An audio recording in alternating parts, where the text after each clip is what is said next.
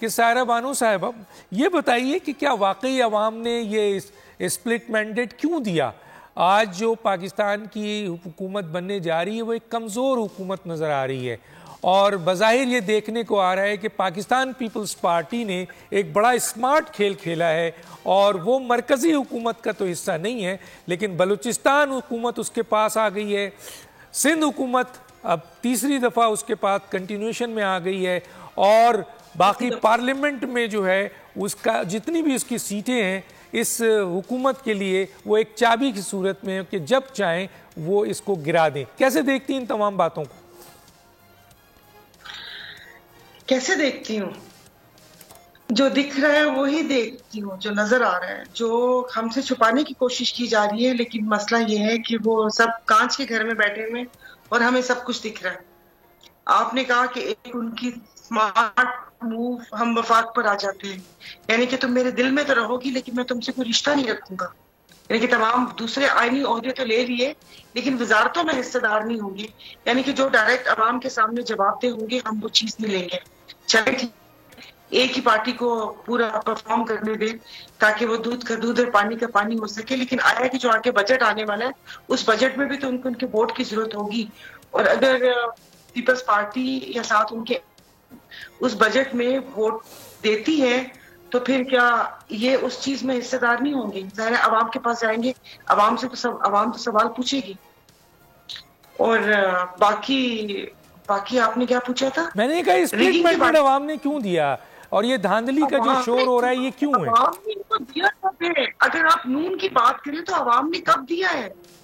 آپ کے سامنے یہ سب کچھ زبردستی کہ یہاں پر آپ نے دیکھا کہ کمشنر پہلے بے ضمیر پھر باضمیر اور پھر بے ضمیر ہو گئے، کہ یہاں پر ہمیں یہ نہیں سمجھ آ رہی کہ ان کی کون سی سٹیٹمنٹ کو صحیح مانا جائے۔ کیا وہ جب ان کو ذہنی توازن ان کا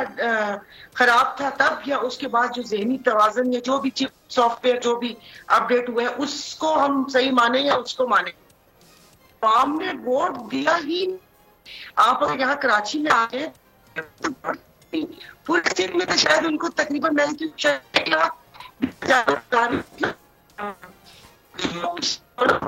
حکومت کا حصہ رہے تھے، لوگوں کی تنقید کا سامنا تھا ان کو، لیکن دیکھیے یہاں پر بھی ہمارے یہاں غیبی امداد ہوتی ہے، کوئی جادو اور کوئی جھرلو گھومتا ہے اور اس کے بعد لوگوں کے پاس سیٹ آ جاتی ہے۔ اور جس طریقے سے سلیکشن سے پہلے ہماری جماعت نے تحفظات کا اظہار کیا تھا آر اوز پہ، ڈی آر اوز پہ، اور جو ایک سب سے وہ جو کہتے ہیں نا متنازع کردار نثار درانی صاحب کا تھا کہ جن کی ایسوسیٹ کی 2 خواتین ممبر کا ریزرو سیٹ یہ سندھ اسمبلی میں ان کا نام ہے، تو ہم کو کیسے غیر جانبدار مان لیں؟ اور جس طریقے سے پھر سارا کچھ ہوا کہ یہ الیکشن، میں 12 کہتی ہوں اپوننٹ تو تھا ہی نہیں میرے سامنے، میرے اے سی ڈی سی یہ لوگ تھے، اور اس میں پولیس بھی آپ کر لیں، اس میں یہ جن کے جو پورا بلدیاتی نظام تھا وہ سارا ان کے ساتھ تھا۔ تو میں اس الیکشن کو کیونکہ دیکھیں میں شاید اس کیمپین کا اس پروسیجر کا حصہ نہ ہوتی تو شاید میں اتنا آپ کو میری آواز میں وہ چیز نہ، لیکن وہ میں خود دیکھ کر آئی ہوں، میں اپنی آنکھوں سے دیکھ کر آئی ہوں۔ اب بھلے آپ وہ کہہ رہے ہیں کہ کچھ بھی کر کے میری بات کو کوئی دائیں بائیں کرنے کی کوشش کرے تو میں نہیں مانوں گی، کیونکہ وہ میں خود اپنی آنکھوں سے سب کچھ دیکھ کر آئی ہوں۔ اور یہ سب جس ادارے کی ناک کے نیچے ہوئے ہیں کہ ہماری سپریم کورٹ ہے، ان کے کان پہ جوں تک نہیں رہیں گی، 12 ان کو کہا جا رہا تھا، اور اس کے بعد چیف الیکشن کمیشن ایک